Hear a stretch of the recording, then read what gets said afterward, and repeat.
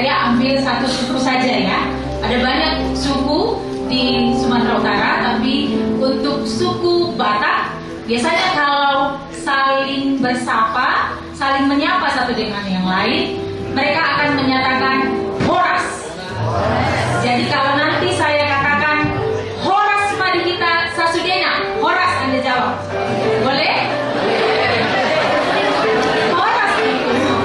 Horas itu menandakan bagaimana kami menyatakan damai, menyatakan hal-hal yang baik senantiasa ada bersama-sama dengan Anda. Jadi itu wishing you the very good life. Ecek-eceknya kata orang Inggris. Saya akan horas tuhamu sasudena, itu horas kepada Anda sekalian. Horas madihamu, seperti itu ya. Mari kita coba. Horas madihamu sasudena. Saat ini mari mengingat seperti apa Tuhan untuk hidup kita. Coba satu kata yang langsung terbersit, siapa itu Tuhan buatku? Yang langsung muncul di kepala kita. Ada yang mungkin mengatakan langsung Tuhan itu penghiburku, karena baru mengalami hal yang sangat berat, dan ketika tidak tahu kemana pergi, ketika tidak bisa menceritakan apa yang ada di dalam hati yang begitu berat ini, ada Tuhan yang memeluk dan menghiburkan dan menyatakan betapa luar biasanya Tuhan yang akan senantiasa menemani hidupnya. Ada yang menyatakan Allah itu adalah Allah yang mencukupkan segala sesuatu. Karena bisa jadi mungkin waktu mau mengikuti camp ini ada pergumulan dalam hal dana. Bisa jadi seperti itu. Tetapi Tuhan juga menunjukkan betapa Tuhan mempersiapkan kita bahkan dalam hal dana sekalipun.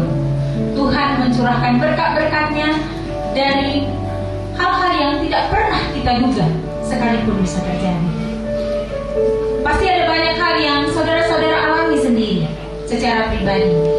Dan mari kita bersuka cita karena seperti apapun keadaannya, Tuhan senantiasa baik dalam hidup kita. Dan yang kita pastikan satu adalah hidup kita berbeda ketika kita telah bertemu dengan Tuhan.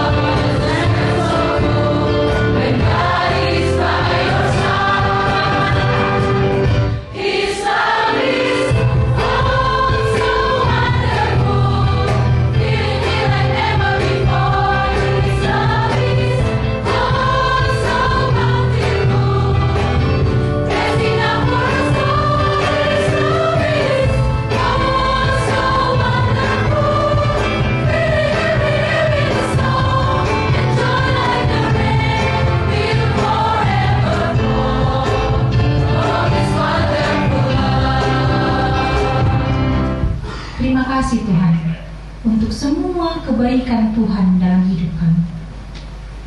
Tuhan, dalam semua dan dalam berbagai latar belakang kami datang di tempat ini, dalam berbagai kondisi kami juga datang kepadamu. Dan kami bersyukur karena setiap langkah demi langkah kami, Tuhan tidak pernah membiarkan kami sendiri. Terima kasih Tuhan untuk semua rencana-rencana Tuhan, untuk semua penyertaan-penyertaan Tuhan, untuk setiap penguatan-penguatan Tuhan, untuk semua hal yang Tuhan janjikan dan pasti Tuhan genapi. Terima kasih Tuhan untuk itu semua. Dan kami sungguh bersyukur karena kami punya Bapa yang begitu baik, yang juga senantiasa setia di dalam setiap kehidupan kami. Terima kasih Tuhan. Dan kami bersyukur karena kami percaya bahwa dalam segala sesuatu, bahkan ketika kami bekerja juga, di mana Tuhan menempatkan kami terus merasakan bagaimana Tuhan yang terus memperlengkapi kami, Tuhan yang terus menguatkan kami. Dan biarlah kiranya Tuhan pada saat ini pun, ketika kami akan belajar lagi bagaimana Nuh, bagaimana dia juga taat, bagaimana dia juga senantiasa taat yang secara mutlaknya di dalam hidupnya kepadamu ya Tuhan. Dia taat juga dalam terus menerus kepada Tuhan. Biarlah kiranya ya Tuhan, ketika kami juga melihat bagaimana Tuhan melindungi, bagaimana Tuhan menyertai, bagaimana Tuhan melengkapi, bahkan Tuhan menyertai Nuh. Seperti itu juga lah Tuhan akan senantiasa menyertai dan menolong kami, mengerjakan bagian kami di mana Tuhan telah menempatkan kami ya Tuhan.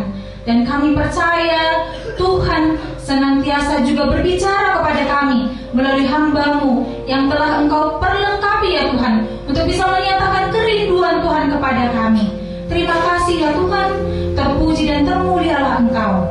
Dalam nama Yesus kami berdoa. Amin. Mazmur 145 ayat 1 sampai 10. Kita baca bersama. 1, 2, 3 ya. Puji-pujian karena kemurahan Tuhan, puji-pujian dari Daud. Aku hendak mengagungkan Engkau ya Allahku, ya Raja, dan aku hendak memuji nama-Mu untuk seterusnya dan selamanya.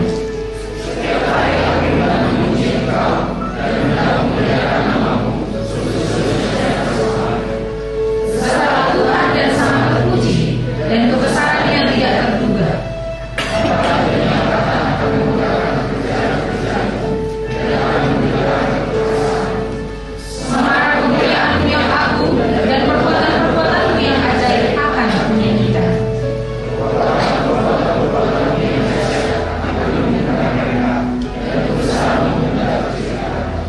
Peringatan kepada besarnya kebajikan-Mu akan dimasyurkan mereka, dan tentang keadilan-Mu mereka akan bersorak-sorai.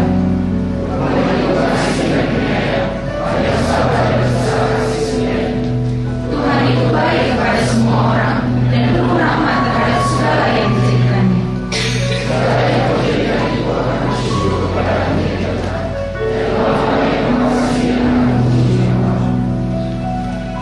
Ayat 17 saya akan bacakan. Tuhan itu adil dalam segala jalannya dan penuh kasih setia dalam segala perbuatannya. Tuhan dekat pada setiap orang yang berseru kepadanya, pada setiap orang yang berseru kepadanya dalam kesetiaan. Mari saudara-saudaraku, kita memuji dan menyembah Tuhan. Yesusku penebusku, Yesusku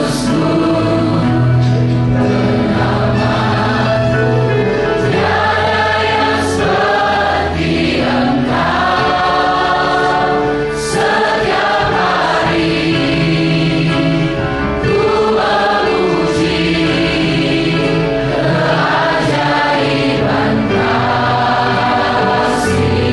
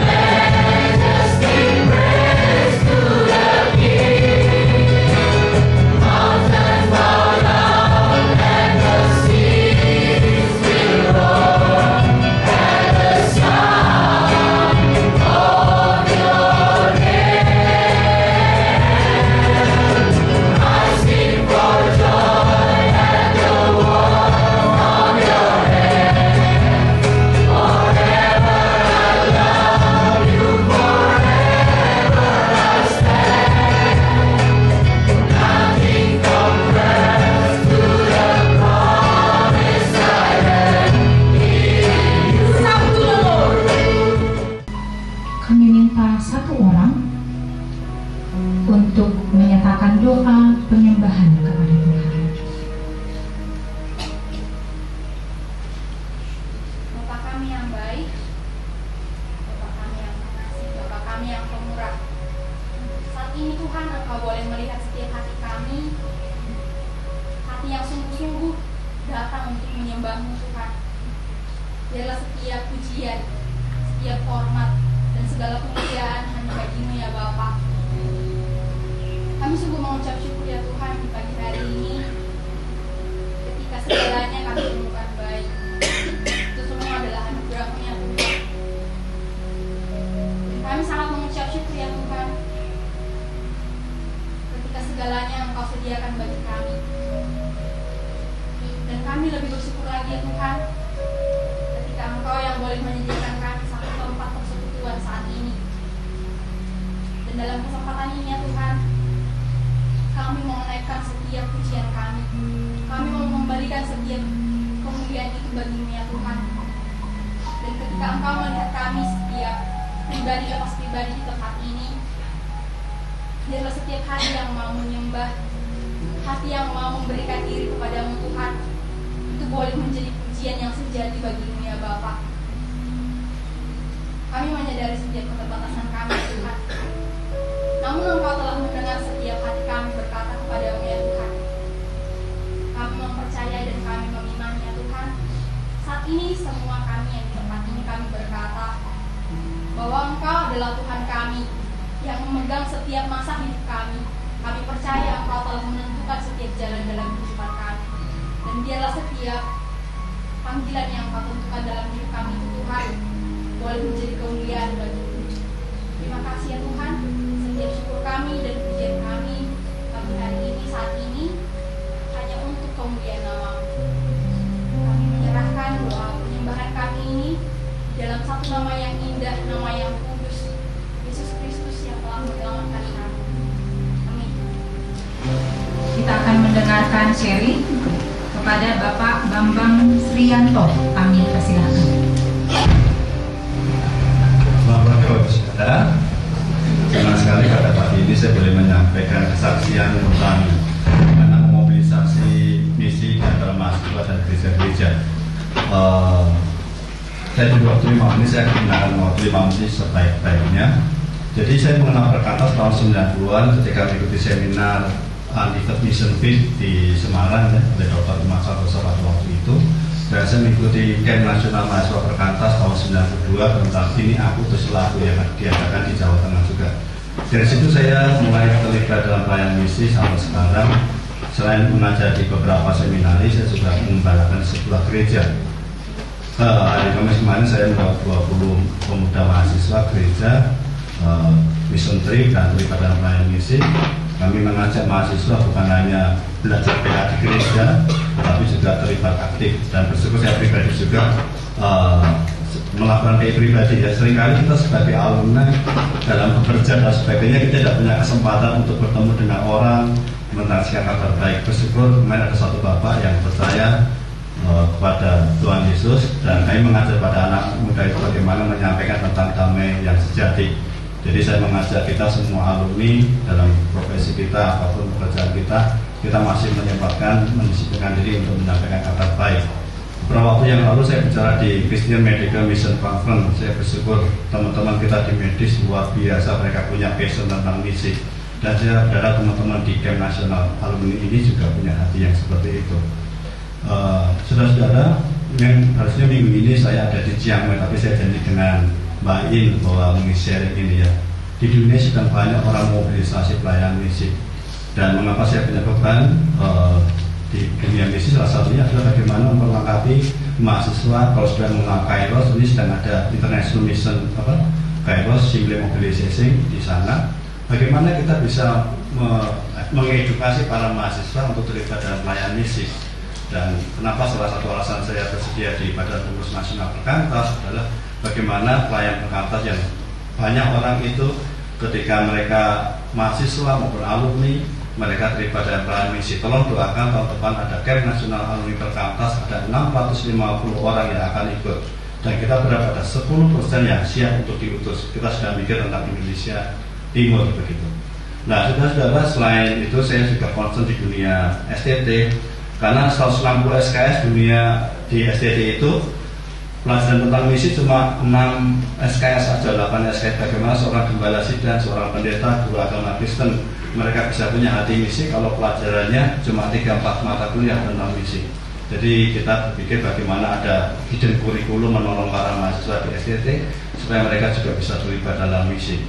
Dan sebagai alumni saya berharap juga kita bisa menjadi profesional, bukan hanya as mission tapi is mission. Dalam profesi kita masing-masing kita juga melakukan misi, tetapi juga mungkin teman-teman pengusaha dan sebagainya juga bisnis is dan as mission. Saudara, saya berpikir bahwa Tuhan sedang bekerja luar biasa di beberapa sinode. Saya baru pulang dari sinode Toraja, ada 120 pemimpin gereja Toraja, bagaimana menyampaikan pelayanan perkantas yang berkaitan dengan misi khususnya di komunitas. Beberapa di GPDI, saya mengajar di Betani juga. Saudara, saya lihat bahwa peran alumni sangat penting karena sudah mungkin duduk sebagai pemimpin gereja, menjadi Sunday School teacher atau apapun itu. Saudara bisa terlibat bahwa tujuan kita di 4P itu salah satunya pengutusan.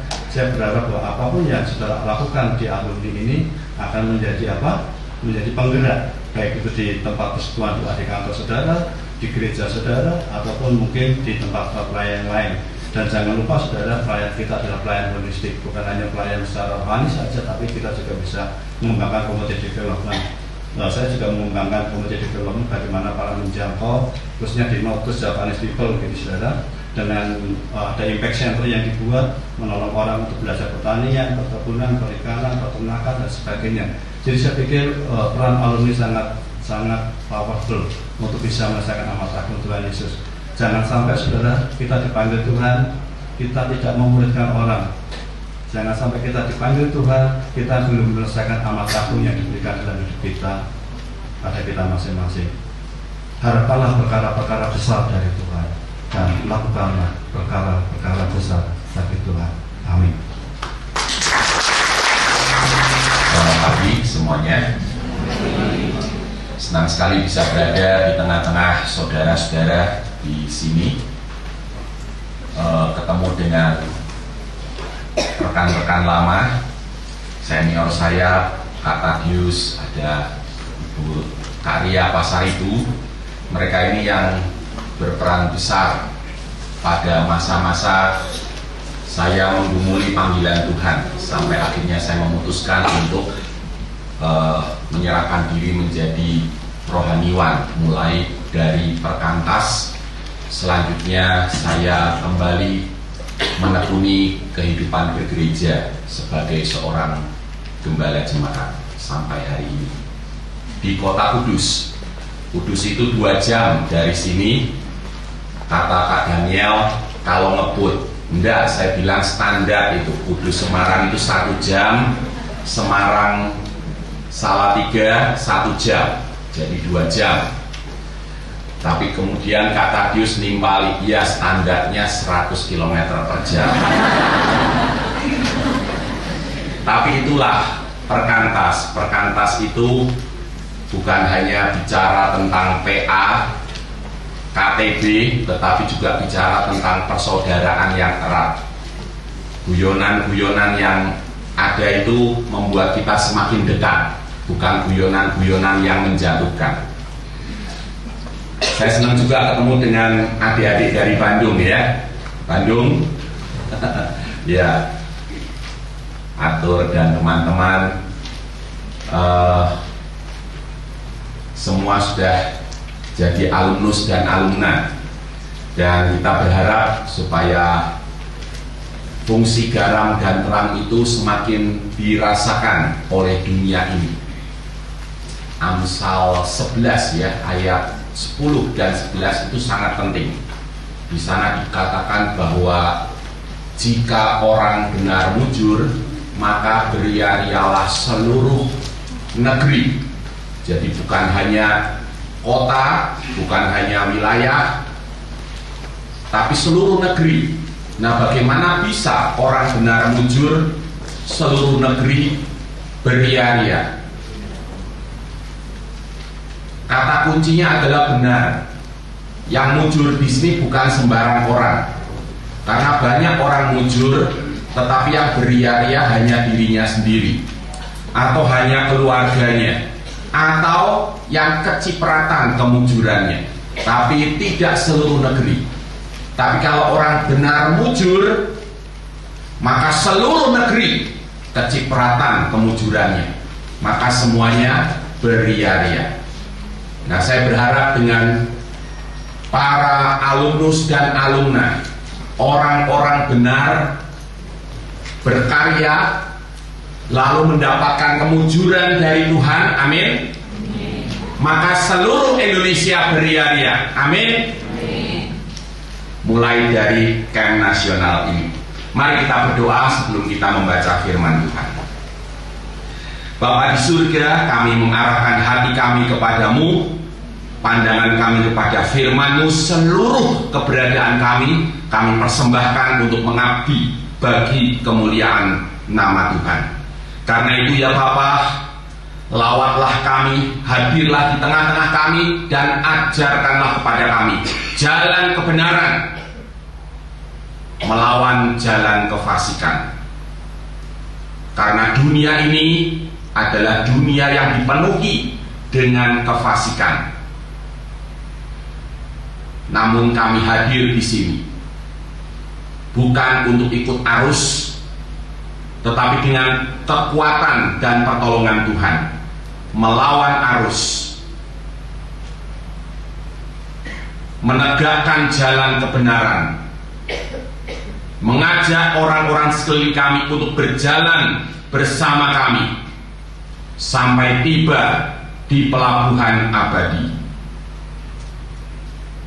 Tolonglah hamba dalam segala keterbatasan untuk menyampaikan firman-Mu, dan kiranya Roh Kudus bekerja seluas-luasnya, sedalam-dalamnya di dalam diri kami, sehingga kami boleh menjadi orang-orang yang berbahagia karena kami memutuskan untuk berjalan bersama Tuhan di atas jalan kebenaran.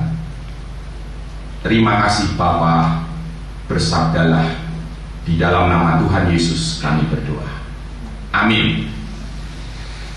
Tema yang dipercayakan kepada saya adalah eksposisi tokoh Yunus, tapi saya lebih memilih untuk menyoroti perikop tentang tokoh Yunus. Jadi bukan berbicara tentang keseluruhan hidup Yunus, tetapi bagian yang berbicara tentang Yunus, terutama berbicara tentang kualitas yang dia miliki. Mari kita membuka kitab Kejadian pasal 6 ayat 9 sampai 13. No. Kejadian 6 ayat 9 sampai 13.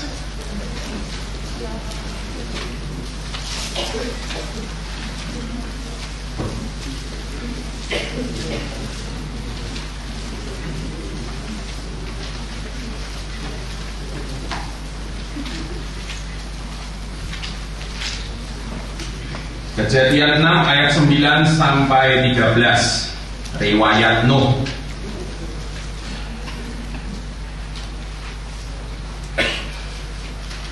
Demikian bunyinya. Inilah riwayat Nuh. Nuh adalah seorang yang benar dan tidak bercela di antara orang-orang sejamannya. Dan Nuh itu hidup bergaul dengan Allah. Nuh memperanakan 3 orang laki-laki, Sem, Ham, dan Yafet. Adapun bumi itu telah rusak di hadapan Allah dan penuh dengan kekerasan. Allah menilik bumi itu dan sungguhlah rusak benar, sebab semua manusia menjalankan hidup yang rusak di bumi. Berfirmanlah Allah kepada Nuh, Aku telah memutuskan untuk mengakhiri hidup segala makhluk, sebab bumi telah penuh dengan kekerasan oleh mereka. Jadi aku akan memusnahkan mereka bersama-sama dengan bumi. Demikian firman Tuhan. Saudaraku, integritas, kejujuran, masihkah nilai itu dijunjung tinggi di negeri yang katanya berketuhanan yang Maha Esa ini? Saya ingin menceritakan sebuah kisah kejujuran yang menggetarkan hati yang pernah terjadi di negeri ini pada tahun 2011 silam adalah seorang ibu bernama Siami, warga Kampung Gadel Sari, Kecamatan Tandes, Surabaya. Yang dari Surabaya, angkat tangan. Yang dari Surabaya ada?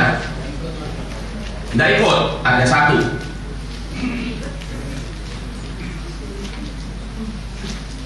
Kalau orang Surabaya mestinya tahu kisah Siami. Putra Siami, namanya Alif, adalah siswa cerdas kelas 6 SD. Pada 16 Mei 2011, 4 hari setelah ujian nasional, Siami terkejut mendengar bahwa Alif telah dipaksa oleh gurunya untuk memberikan contekan kepada semua temannya saat ujian berlangsung. Alif mengaku bahwa 3 bulan sebelum ujian nasional ia sudah dipaksa untuk melakukannya. Bahkan gurunya mengajarkan bagaimana caranya sehingga contekan itu sampai ke ujung bumi.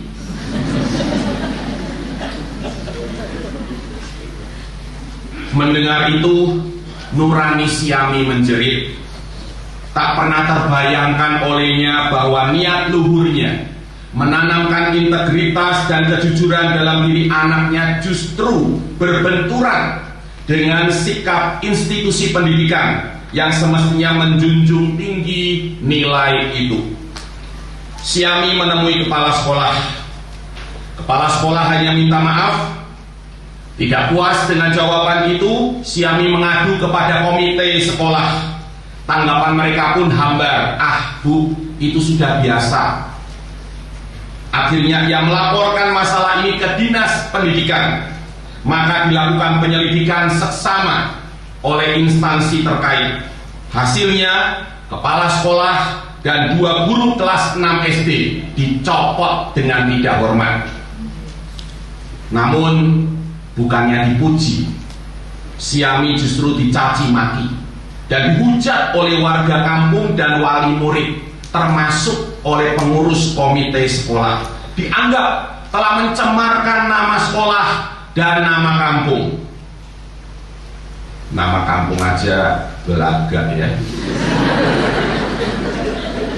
Pada Juni tanggal 9 2011, ia diadili di balai desa oleh ratusan warga. Begitu Siami datang sampai di tempat itu, mereka menyambutnya dengan teriakan, "Usir! Usir!" Nyeri, pedih. Saya membayangkan suasananya seperti ketika Yesus diadili, yang memuncak pada teriakan massa, "Salibkan dia! Salibkan dia!" Di tengah gemuruh caci maki dan hujatan itu, Siami tak kuasa membela diri. Suaranya tenggelam oleh amukan massa. Dia hanya bisa menangis pilu. Dan akhirnya dengan terpaksa ia membawa keluarganya eksodus, pergi dari Kampung Gadel Sari ke kota Solo. Peristiwa itu seakan menyimpulkan, saudaraku, di negeri ini yang jujur tidak punya tempat. Yang jujur bakalan ajur.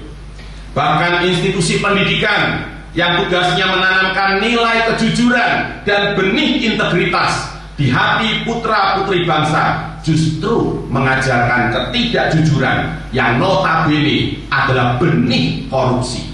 Korupsi itu dimulai dari sekolah. Oke, kita tinggalkan dulu kisah tragis Siami. To be continued. Kita beralih ke teks suci, Kejadian 6 ayat 9 sampai 13. Saudara sekalian, pertama-tama saya mengajak kita memperhatikan ayat 9. Ayat ini mengawali kisah Nuh dengan rumusan, "Inilah riwayat Nuh." Frasa Ibraninya adalah Ele Toledot Noah.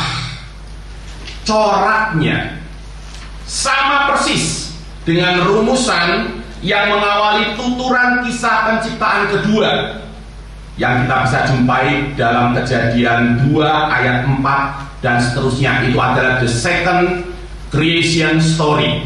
Kalau the first creation story Kejadian 1 ayat 1 sampai 2 ayat 3. Lalu setelah itu kita menjumpai kisah penciptaan kedua atau versi kedua yang ada perbedaan sedikit dengan versi yang pertama.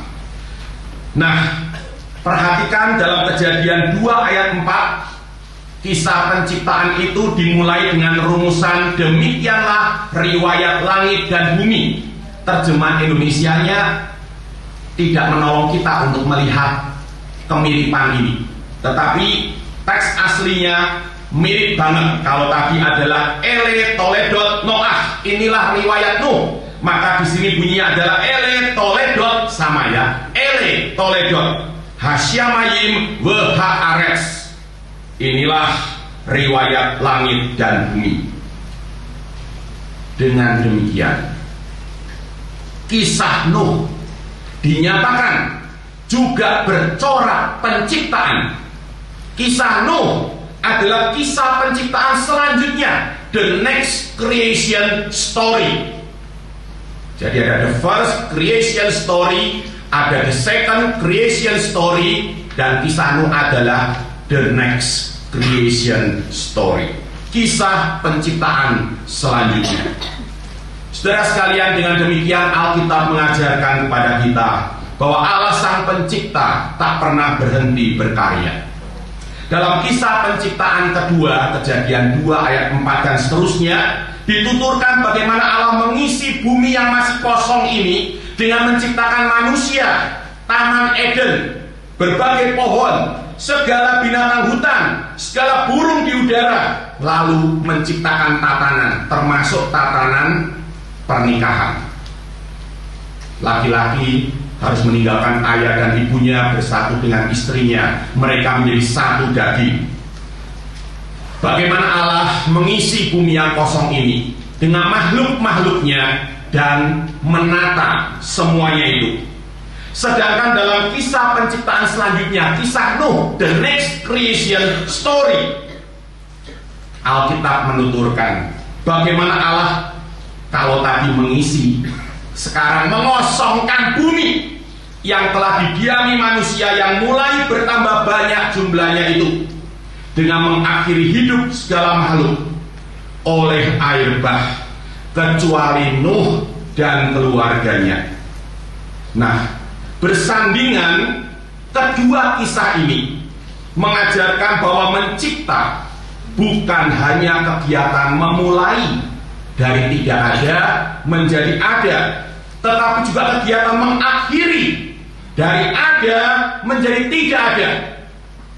Mencipta juga bukan hanya kegiatan menata dari tidak teratur menjadi teratur, tetapi juga merombak, membongkar yang lama, menyusun yang baru. Itulah mencipta. Allah Sang Pencipta tak pernah berhenti berkarya. Dia memulai dan dia merombak, dia menata dan dia menyusun kembali.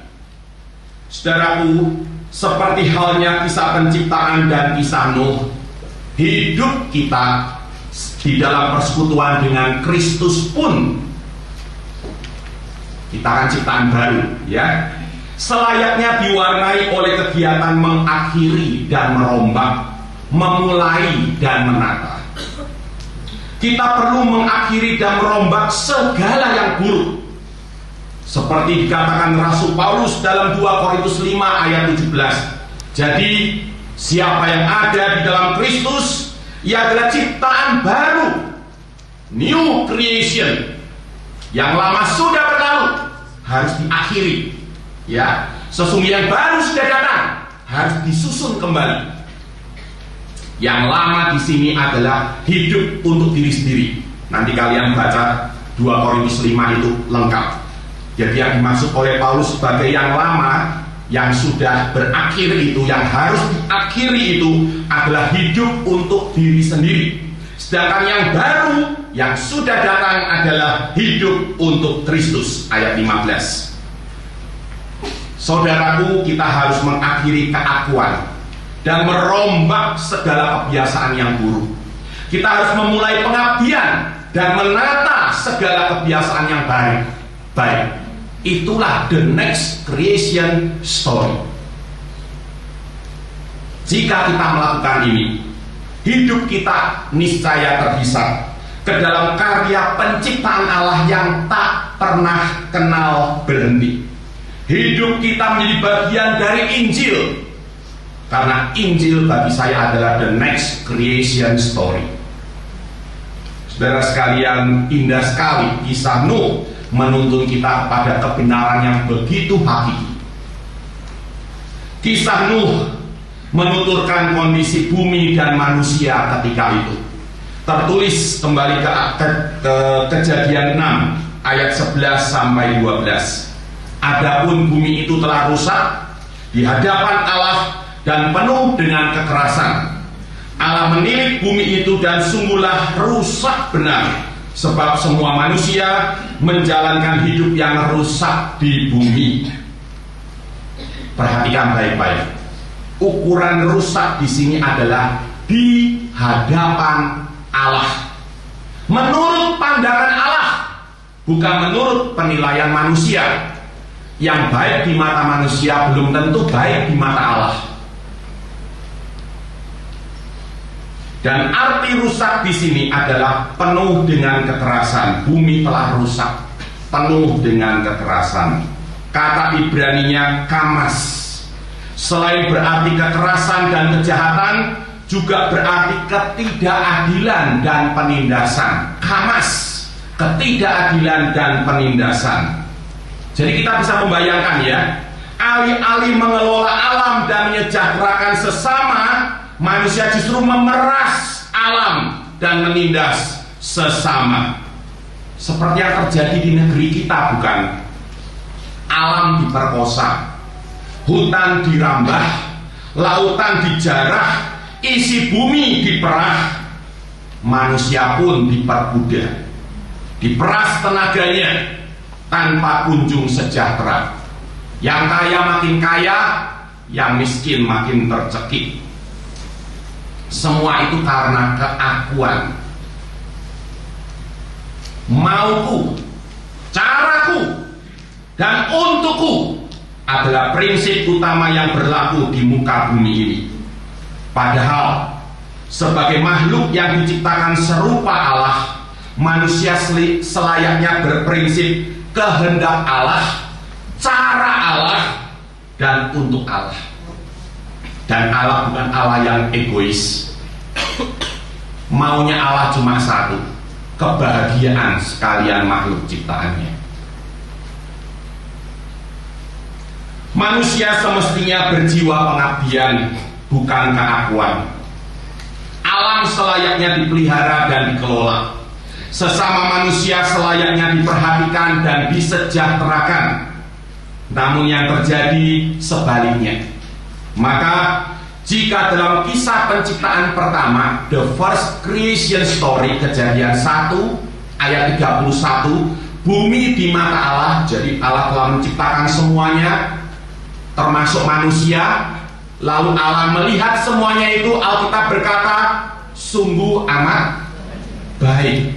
Hine tov me'ot, sungguh amat baik, kata Allah. Maka dalam kisah Nuh, Kejadian 6 ayat 12, kalian lihat, bumi dinilai sungguh amat rusak. Bahasanya sama. Kalau ini sungguh amat baik, yang ini sungguhlah rusak benar, atau sungguh amat rusak. Saudaraku, namun hidup di lingkungan serusak itu, Nuh ternyata tidak ikut rusak. Tertulis di ayat 9, Nuh adalah seorang yang benar dan tidak bercela di antara orang-orang sejamannya. Dan Nuh itu hidup bergaul dengan Allah. Kata Ibrani sadik, benar, juga berarti adil. Bertolak belakang sama manusia lainnya yang kamas, menindas. Kalau Nuh adil, Berbeda dengan manusia pada zamannya, Nuh tidak memeras alam dan menindas orang lain. Sebaliknya ia mengolah alam dan menyejahterakan sesamanya sesuai mandat yang Tuhan karuniakan kepada manusia sejak awal penciptaan. Sedangkan kata Ibrani tamim, Nuh sadik benar, dan tamim tidak bercela. Selain tidak bercela, kata tamim juga berarti jujur atau berintegritas.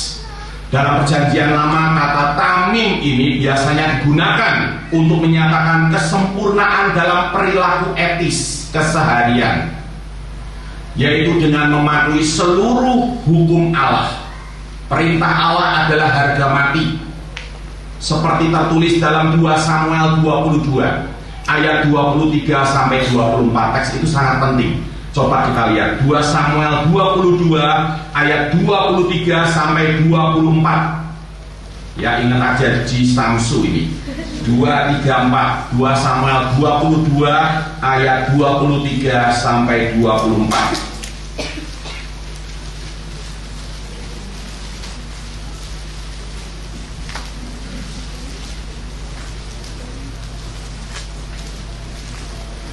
Silakan, ada yang membacakan satu orang dengan suara lantang ya.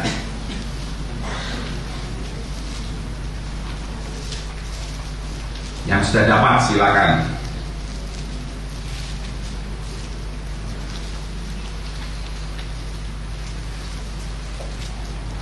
Dua Samuel 22 ayat 23 sampai 24.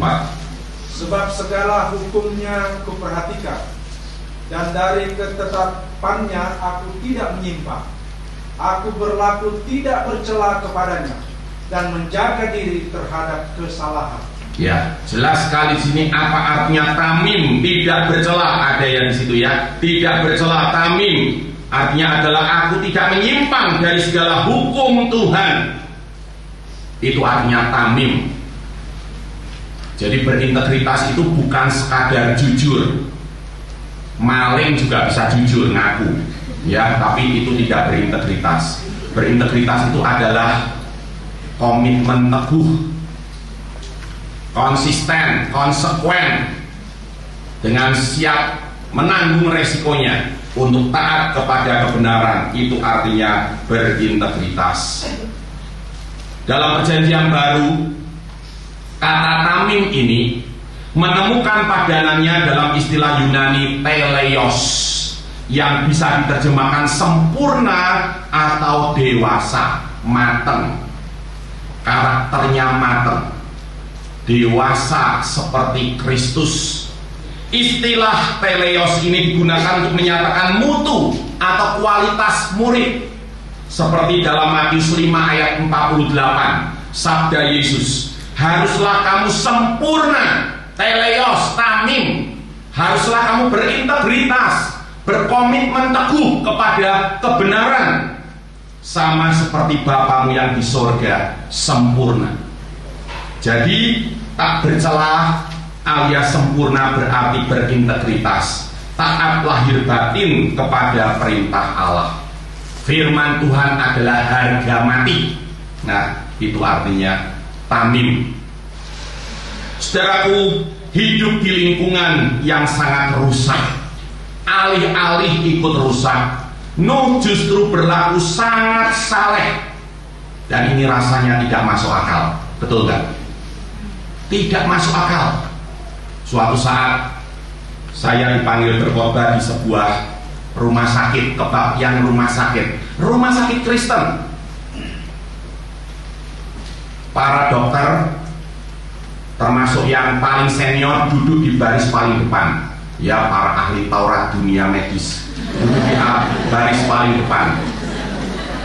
Singkat cerita, saya menutup khotbah saya dengan kisah tentang sahabat saya, Dr. Rudi Marangke, almarhum, yang seluruh hidupnya dibaktikannya untuk melayani orang-orang miskin. Di kota Bandung dia melayani di sebuah rumah sakit yang sangat sederhana. Padahal dia seorang dokter yang cukup terkenal dan punya banyak kesempatan untuk pindah ke rumah sakit yang jauh lebih besar, tapi dia memilih untuk tetap bekerja di rumah sakit Santo Yusuf yang sangat sederhana, yang memang ditujukan untuk kaum marginal. Dan akhirnya beliau meninggal karena serangan jantung. Ketika saya menceritakan bagaimana Dr. Rudi Marangke itu bukan saja tidak mau menerima dibayar oleh para pasiennya yang miskin, malahan dia menggagas sebuah gerakan di rumah sakit itu. Dan yang itu ternyata bukan banyak dokter, banyak suster, banyak perawat. Mereka punya komitmen mempersembahkan sebagian kecil uang mereka untuk membantu pembayaran pasien-pasien yang tidak mampu. Luar biasa kan? Lalu selesai kebaktian, ada seorang dokter, salah satu yang paling senior, menghampiri saya lalu berkata, "Pak Erik, saya tertarik dengan cerita Pak Erik tadi tentang Dr. Rudi Marangke." "Oh ya, saya sudah berbunga-bunga ya hatinya ya." "Oh ya, saya mau tanya satu Pak. Saya rasa Dr. Rudi itu pasti tidak menikah, maka dia bisa seperti itu, gitu loh. Ya, dia tidak memikirkan anak istrinya, dia tidak memikirkan pendidikan mereka." Langsung saya lemes dengarkan komentar itu ya. Saya pikir dia betul-betul terinspirasi.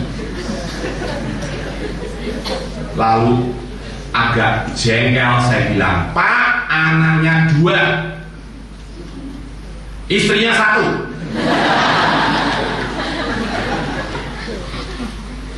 Anak-anaknya masih kecil-kecil." Lalu saya meninggalkan dokter itu. Bapak Ibu sekalian, hidup di lingkungan yang serusak itu, Nuh bisa berlaku bertolak belakang. Ini rasanya tidak masuk akal. Ajaib. Pasti ada campur tangan Allah di sini. Amin. Tapi perhatikan bahwa penekanan dari tuturan kisah ini bukanlah pada campur tangan Allah. Ya, pasti ada campur tangan Allah, tapi penekanannya bukan di situ, melainkan pada perjuangan Nuh. Dia bisa berlaku sangat saleh karena Alkitab berkata hidup bergaul dengan Allah. Ini sebuah kalimat aktif. Nuh aktif bergaul dengan Allah. Itu rahasia kesalehannya yang tak tergoyahkan, kendati hidup di lingkungan yang sangat rusak. Dan di sini Alkitab mengajarkan kepada kita, tanpa keaktifan kita membangun relasi dengan Allah, tidak mungkin kita bisa teguh berdiri di atas jalan kebenaran di tengah dunia yang sungguh amat rusak ini. Saudaraku, selain Nuh, di antara 12 nama keturunan Adam yang dikemukakan dalam Kejadian 5, ada 12 nama di sana. Hanya selain Nuh ya, hanya Henokh yang dituturkan hidup bergaul dengan Allah. Henokh dan Nuh cuma 2 dari berapa tadi? 12. Mayoritas tidak bergaul dengan Allah. Minoritas yang memilih hidup bergaul dengan Allah. Artinya tidak serta-merta semua keturunan Adam, kendati memikul rupa Allah, hidup bergaul dengan Allah dan mengalami pembaruan mutu diri hari demi hari. Seperti halnya tidak semua orang Kristen serta-merta hidup bergaul dengan Kristus dan mengalami pembangunan mutu murid hari demi hari. Tidak serta-merta. Ada yang sudah puluhan tahun jadi Kristen, tapi kalau tersenggol dikit aja tetap saja marah. Matamu di mana? disakiti, balas melukai, dikritik, balas memaki. Tidak ada perubahan yang berarti kendati sudah puluhan tahun menjadi Kristen. Mengapa? Karena menjadi Kristen sebatas beragama, beraktivitas, tidak sungguh-sungguh hidup bergaul dengan Allah seperti Henokh dan Nuh.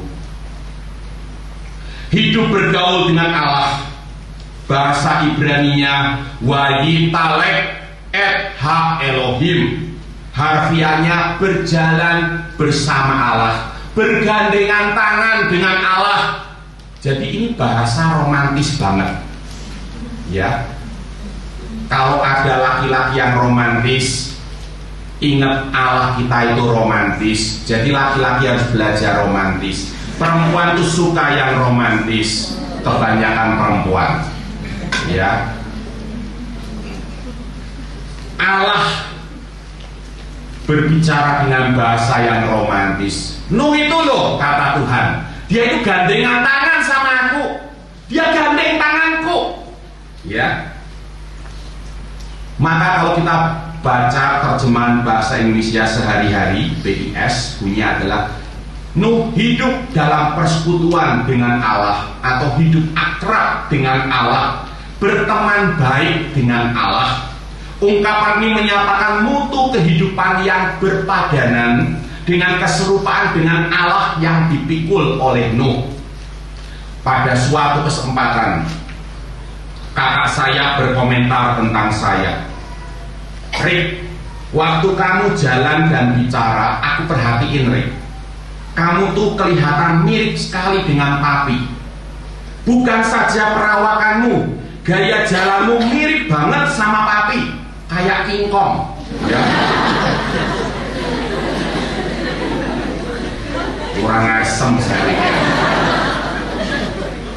Dipikir mau memuji. Tapi dalam hati saya menanggapi, ya iyalah, kan saya anak papi, dibesarkan oleh papi, bergaul siang malam dengan papi. Kalau mirip tetangga, itu baru aneh. Pada kesempatan lain, di masa awal saya melayani di Perkantas, setelah mendengar khotbah saya, wah, dulu saya jadi staf Perkantas itu enak banget lah. Dulu, nggak tahu sekarang. Karena dulu saya staf paling muda. Wah, semua sayang, ya, kata Dis, ya, semua sayang. Pak Mengapu sayang, Kak Ria sayang, Kak Lina Kristo sayang, Kak Vivi apalagi suka nyiumin saya itu.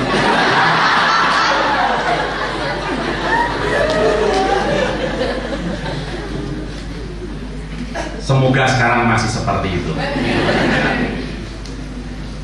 Nah, di masa awal saya melayani di Perkantas, setelah mendengar khotbah saya, seorang mahasiswa berkomentar, di Perkantas sekarang ada Sagala Putih. Tapi saya salah dengar, saya dengarnya Serigala Putih. Siapa itu Serigala Putih? Ya, maksudnya Sagala Putih. Maksudnya gaya khotbah saya katanya mirip Pak Mengapu Sagala, senior saya di Perkantas. Bedanya kulitnya Bang Sagala lebih gelap dari saya. Maka saya disebut Sagala Putih, biar keren, White Sagala.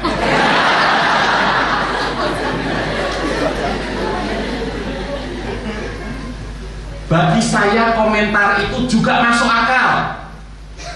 Saya tidak perlu memusingkannya.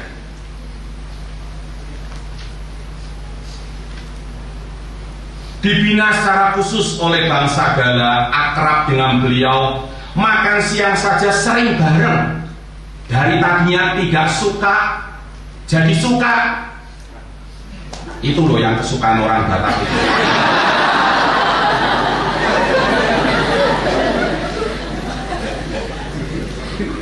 Bergaul sedemikian dekat, tentunya karakter beliau turut membentuk karakter saya secara alami. Dan selanjutnya di lingkungan Perkantas, Sampai hari ini saya pun dipanggil bukan Kak Erik, Bang Erik. Padahal matanya sipit. Dari dulu sampai sekarang ada yang nggak berubah di Perkantas. Perkantas itu Batak banget.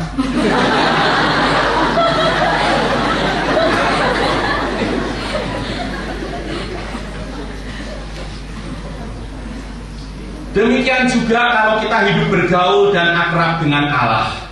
Karakter Allah niscaya membentuk karakter kita, sehingga hari demi hari kita pun semakin mirip Allah. Itu masuk akal. Kalau semakin mirip setan, nah itu baru aneh. Saudaraku, karena akrab dengan Allah, Nuh dapat mendengar suara Allah. Dia punya spiritualitas yang dalam.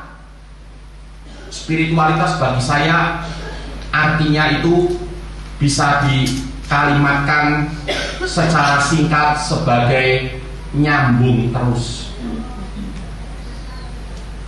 Nyambung terus dengan Allah. Sambung rasa dengan Tuhan. Merasakan apa yang Tuhan rasakan. Memikirkan apa yang Tuhan pikirkan. Itu sebabnya Yesus menegur Simon Petrus waktu ketika dia berbicara tentang salib yang adalah bagiannya. Petrus berkata, sekali-kali itu tidak akan menimpa engkau, enyah engkau iblis, karena engkau bukan memikirkan apa yang dipikirkan Allah, tapi yang dipikirkan manusia. Spiritualitas adalah nyambung terus, merasakan yang dirasakan Allah, memikirkan yang dipikirkan Allah. Nuh merasakan yang dirasakan Allah. Dia mendengar suara Allah seperti tertulis di ayat 13. Aku telah memutuskan untuk mengakhiri hidup segala makhluk, sebab bumi telah penuh dengan kekerasan oleh mereka. Jadi aku akan memusnahkan mereka bersama-sama dengan bumi. Teman-teman, kalau membaca teks ini, kira-kira perasaan Allah waktu mengucapkannya itu apakah dengan nuansa bergairah atau dengan hati yang nyeri dan pedih? Aku telah memutuskan untuk mengakhiri hidup segala makhluk, sebab bumi telah penuh dengan kekerasan oleh mereka. Jadi, aku akan memusnahkan mereka bersama-sama dengan bumi.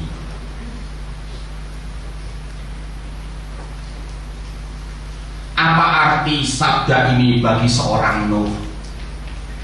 Tuturan selanjutnya adalah perihal membangun bahtera untuk menyelamatkan Nuh dan keluarganya dari air bah yang akan melanda bumi dan memusnahkan sekalian makhluk.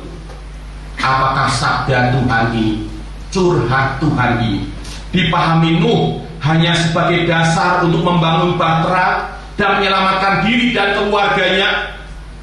Lalu bagaimana dengan manusia lainnya? Saudara sekalian, kitab Kejadian memang tidak menuturkan secara eksplisit perasaan Nuh, kiprah Nuh selanjutnya di tengah-tengah lingkungannya yang sangat rusak itu. Namun bukan berarti kiprah itu tidak ditangkap oleh generasi-generasi selanjutnya. Jauh setelah Nuh. Kita loncat ke 2 Petrus 2 ayat 5. Penting dicatat apa yang tertulis di sana. 2 Petrus 2 ayat 5. Perihal Nuh.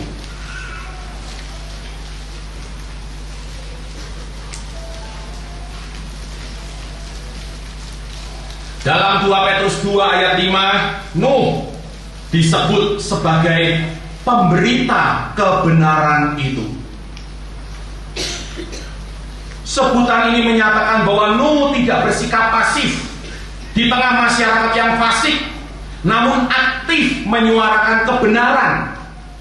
Itu tercakup di dalam gambaran tadi, berjalan bersama Allah, hidup bergaul dengan Allah, aktif menyuarakan kebenaran, mengajak lingkungannya untuk meninggalkan jalan kefasikan dan menekuni jalan kebenaran. Teks ini sangat penting karena menegaskan baik keadilan maupun rahmat Allah atas umat manusia. Rasul Petrus berkata, Allah tidak menyayangkan, atau lebih tepatnya mengampuni. Peidomai itu artinya mengampuni atau melepaskan.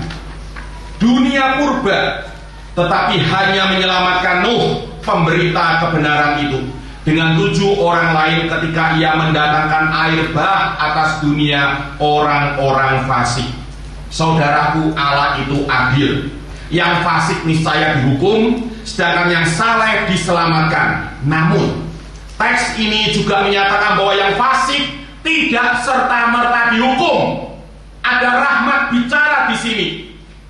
Mereka diberi kesempatan untuk diselamatkan dengan meninggalkan jalan kefasikan dan menekuni jalan kebenaran. Dan yang saleh pun tidak serta-merta diselamatkan alias diangkat dari dunia ini, tapi ditugaskan, ditaruh di dunia ini untuk menyelamatkan yang fasik. Pemberita kebenaran itu, kata Rasul Petrus tentang Nuh, dialah yang menegur jalan kefasikan dan mengajarkan jalan kebenaran. Saudara sekalian, teks ini sangat penting. Harusnya kita hidupi siang malam. Allah itu adil. Dan justru karena kita sadar Allah itu adil, yang fasik niscaya dihukum, maka kita seharusnya menyadari bahwa kita ditaruh di dunia ini untuk misi penyelamatan.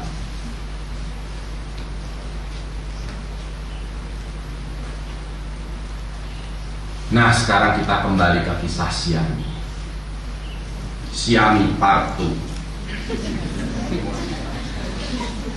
Menjunjung tinggi nilai integritas dan kejujuran membuat Syami harus membayar harga yang sangat mahal. Caci maki, hujatan, dan pengusiran harus ditanggungnya. Nyeri, pedih. Di negeri ini yang jujur kelihatannya tidak punya tempat. Yang jujur benar-benar bisa ajur. Namun itu bukan akhir cerita. Kisah keberanian Syami menguak kasus contek massal dalam pelaksanaan ujian nasional mencapai seluruh penjuru negeri, dari Sabang sampai Merauke, membangkitkan kembali nurani banyak orang sebagai insan bermartabat. Ketua MPR berpendapat predikat ibu kejujuran layak dilekatkan pada Syami. Ketua Komisi Nasional Perlindungan Anak Seto Mulyadi Kak Seto menyatakan tidak hanya Syami, suami dan putranya juga layak diberi penghargaan. Mereka layak disebut pahlawan kejujuran, menjadi contoh bagi keluarga lain. Mereka berani melawan arus.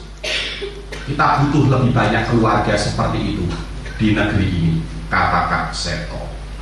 Undangan pun mengalir, mulai dari berbagai stasiun televisi, pimpinan MPR, Mahkamah Konstitusi, Ketua Komisi Pemberantasan Korupsi, sampai bahkan Presiden waktu itu SBY pengen ketemu sama Syami.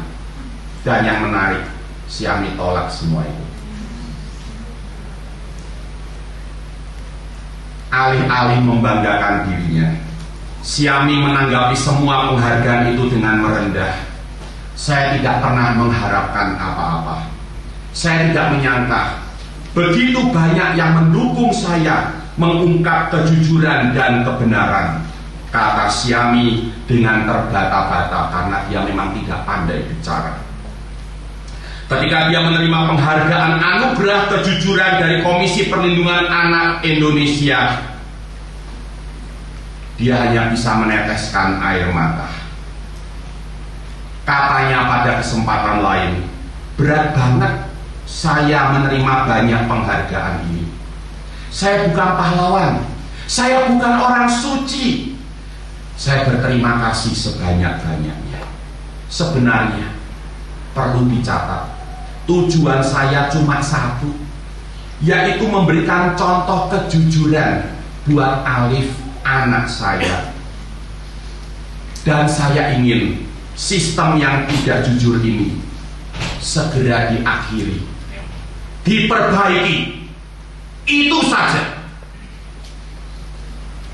Kalimat ini bagi saya menggetarkan hati. Tujuan saya cuma satu, yaitu memberikan contoh kejujuran buat Alif, anak saya. Oh, berapa banyak orang tua di negeri ini yang seperti ini, yang punya cita-cita yang begitu mulia. Anak saya harus jadi tamim, berintegritas, taat lahir batin kepada perintah Tuhan. Itu cita-cita saya. Bukan supaya dia kaya, terkenal, kedudukannya tinggi. Enggak. Satu saja, tamim. Saya puas, saya mati dengan senyuman. Dan saya ingin sistem yang tidak jujur ini diperbaiki, diakhiri, dan diperbaiki. Bukankah itu sebuah tindakan penciptaan, berkarakter penciptaan? Karena seperti yang saya katakan tadi ya, mencipta bukan hanya memulai, tapi mengakhiri. Bukan hanya menata, tapi merombak dan menyusun kembali. Bagaimana dengan Alif? Tidak hanya meraih nilai tertinggi ujian nasional di sekolahnya, Alif juga menerima beasiswa sampai ke jenjang kuliah. Ternyata di negeri ini yang jujur tidak selalu ajur, ada saatnya muncul. Dan digenapilah Amsal 11 ayat 10. Jika orang benar mujur, bersorak-sorai seluruh negeri. Oh, waktu saya dengar Alif dapat beasiswa itu, saya menangis, teman-teman. Hati saya bersorak-sorai.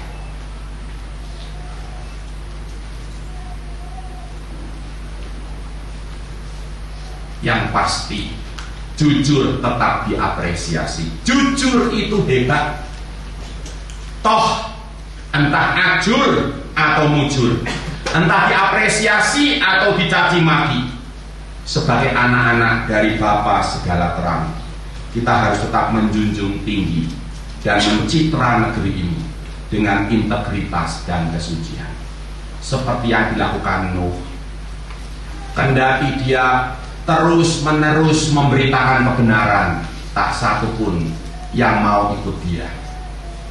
Keberhasilan di mata Allah bukan terutama masalah hasil, tapi masalah tamim, komitmen, taat lahir batin kepada firman Allah. Hasil itu urusan Tuhan. Siapa yang berlaku demikian, kata firman Tuhan, tidak akan goyah selama-lamanya.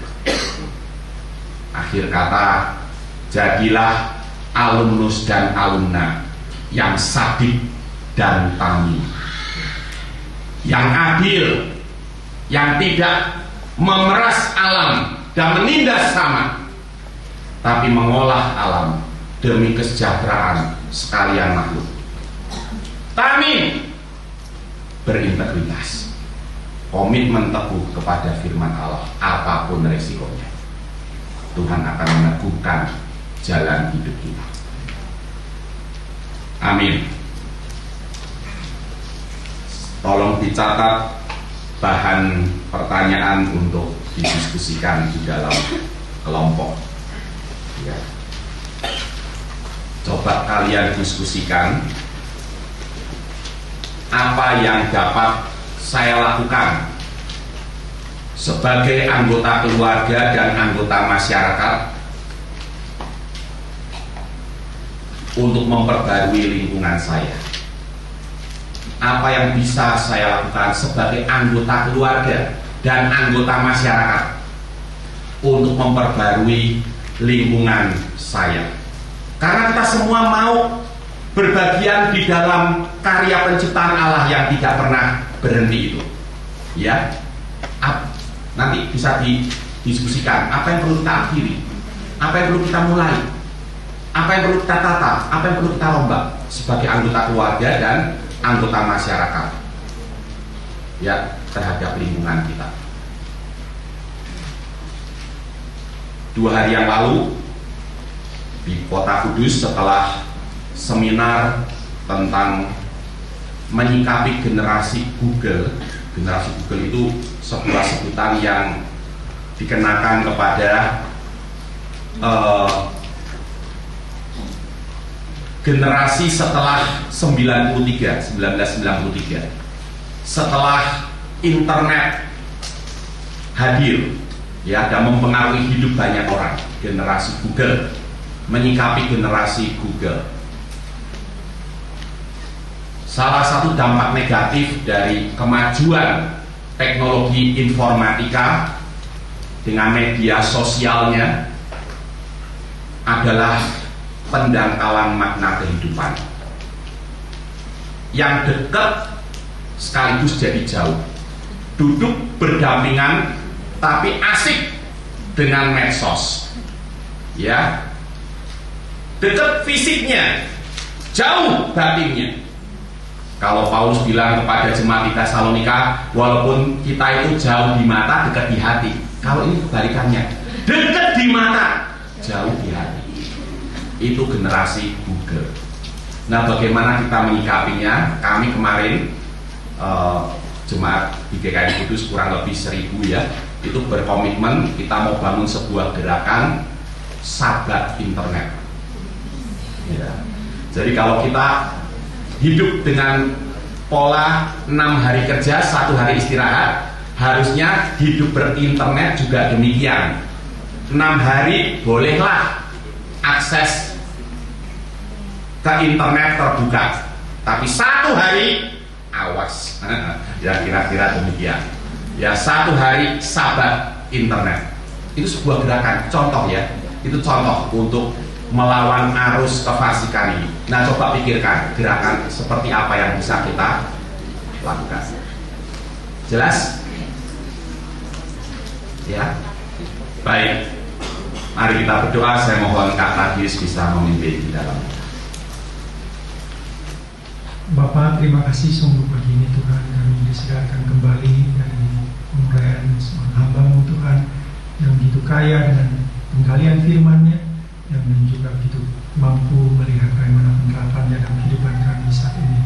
Sungguh bersyukur Tuhan, cerita Nuh yang sudah sangat lama, jadul, tapi begitu nyata, begitu menginspirasi kami, karena khususnya alumni itu, bagaimana kami bisa menjadi Nuh pada zaman ini, di tengah-tengah kerusakan, kekerasan, di tengah-tengah kerusakan moral, korupsi di mana-mana Tuhan, kami bisa jadi Nuh yang memiliki kesalehan dan juga memiliki kejujuran, integritas yang baik.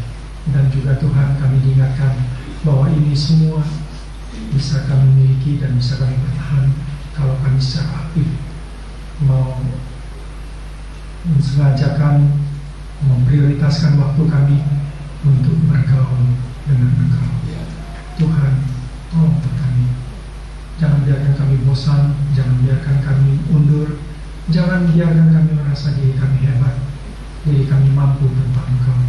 Di tengah-tengah arus dunia begitu kuat menyeret kami kepada kerusakan moral, kami sangat membutuhkan kedekatan hati kami pada Engkau, kepekaan untuk mengetahui kapan kami harus menolak, kapan kami harus berani melawan arus yang ada. Tuhan berkati hamba-Mu terus. Pendeta Erik, biarlah Tuhan Engkau pakai bukan hanya untuk di kami Kudus, tapi dia bisa menjadi berkat di banyak tempat melalui tulisan, melalui apa yang dia bagikan. Dengarlah doa kami Bapa dan panjatkan dalam nama Yesus. Amin.